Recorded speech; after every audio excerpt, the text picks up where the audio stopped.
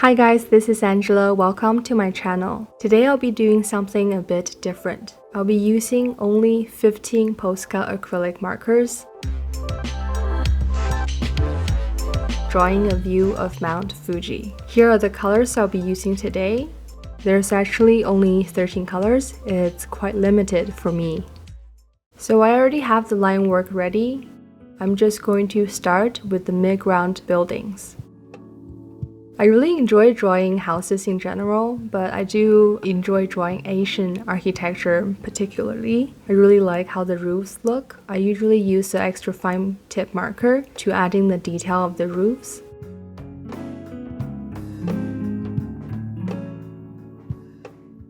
Because I'm sticking with the limited color palette today, it's pretty straightforward. I'm just using a lot of cool colors in the mid-ground, using pink for some of the walls when I want it to look a bit brighter. I try to simplify the windows into really simple blocks so it doesn't complicate this small drawing.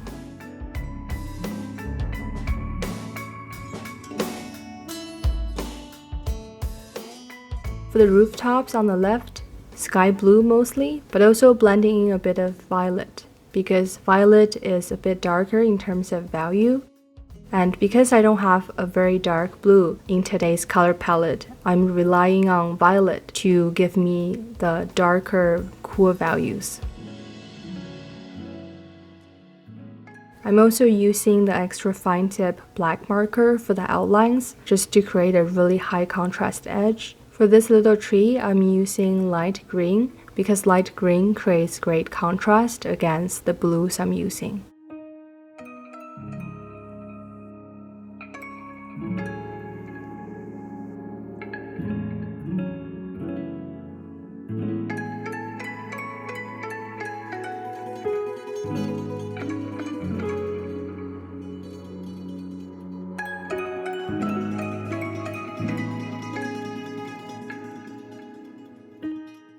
For the railway line, I'm using light orange, even though it's probably more of a yellow ochre or rusty brown color, but I needed something light and to stand out.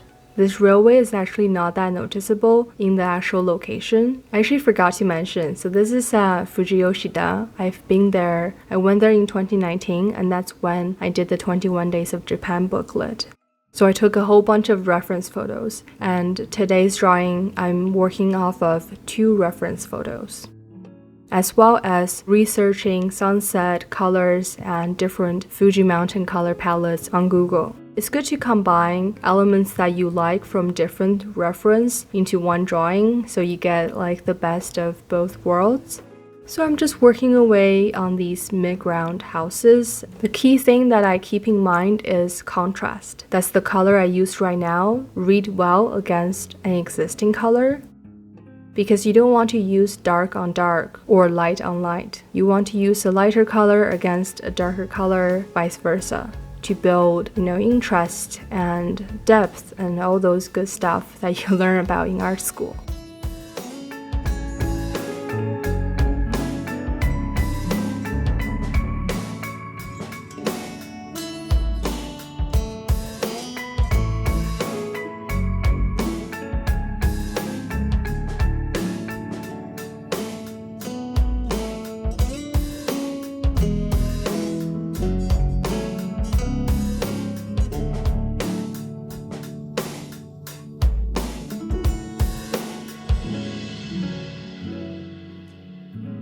So like I said, I'm using light pink for the wall. In reality, it's probably a desaturated gray color. I do like replacing my grays with lilac pastel and light pink. I think these pastel colors are a great replacement for grays. So for the grass, I'm using light green, but also adding some shadow with green. The green from Posca is actually quite dark compared to the light green. I wish there was a mid-range green color, but you just have to work with what you have. So for the bottom bit, I changed to pastel green because I felt like having a very flat layer of light green all the way to the bottom would make this drawing look too flat. I would recommend switching between a warmer version of a color to a cooler version of a color when you want to create a sense of distance.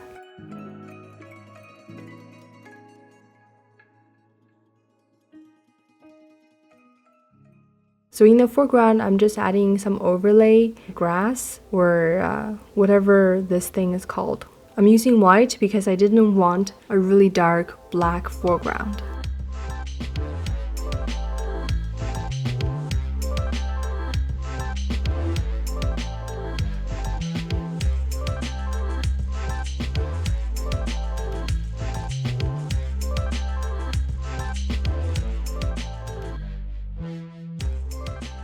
So moving on to Mount Fuji. What's interesting about this drawing is I could have started with Mount Fuji first and then moved on to the midground and foreground. But because my color palette is so limited, I needed to make sure I had enough colors for the midground, which is a more complicated area. That's why I'm working on Fuji Mountain the last, even though I do think Mount Fuji should be the focal point.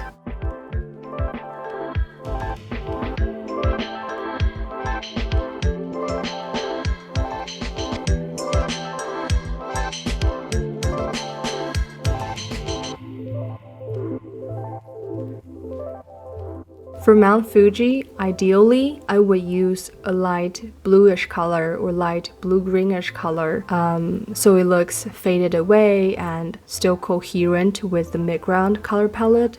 But I don't have that, so I just went with light pink.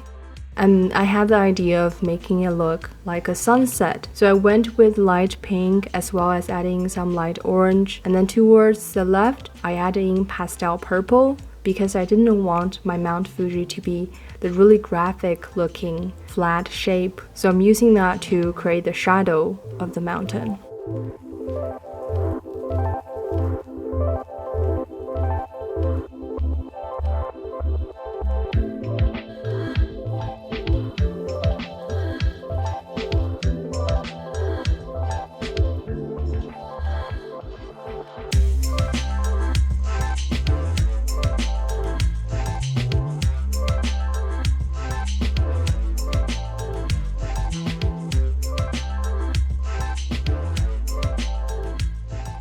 And then on the right side, you'll notice I have the light orange, which indicates, light hitting this mountain.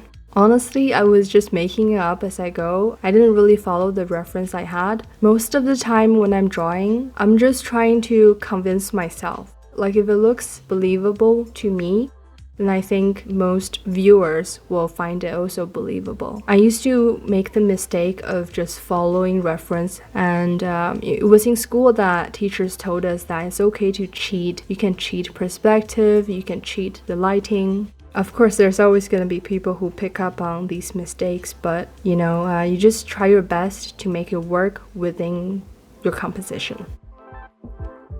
So for the sky, it's a very simple gradient from white to yellow to light orange to light pink at the top. Originally in my line work, I had some clouds in the sky, but I decided to just go for a simple gradient because my Mount Fuji is very faded and very light. If I had high contrast clouds in the sky, it would look off because I would want things to fade off more and more.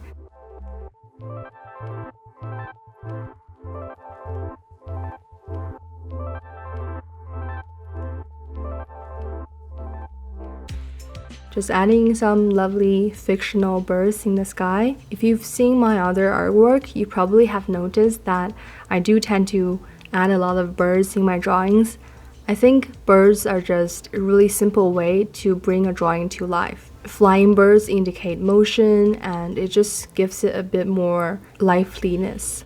One of the reasons why I didn't do a lot of blending on the mountain in the center area is because I knew I wanted these wires going across it. Drawing wires on top of gradient is a very risky thing because if you mess up, you have to fix the gradient. So I try to avoid doing that with acrylic markers.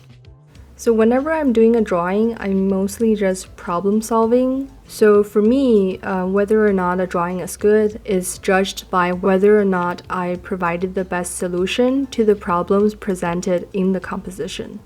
I personally really like how the midground turned out. Let me know what you guys think in the comments section. And if you enjoyed this video, don't forget to like and subscribe. Thank you for watching, and I'll see you guys next time.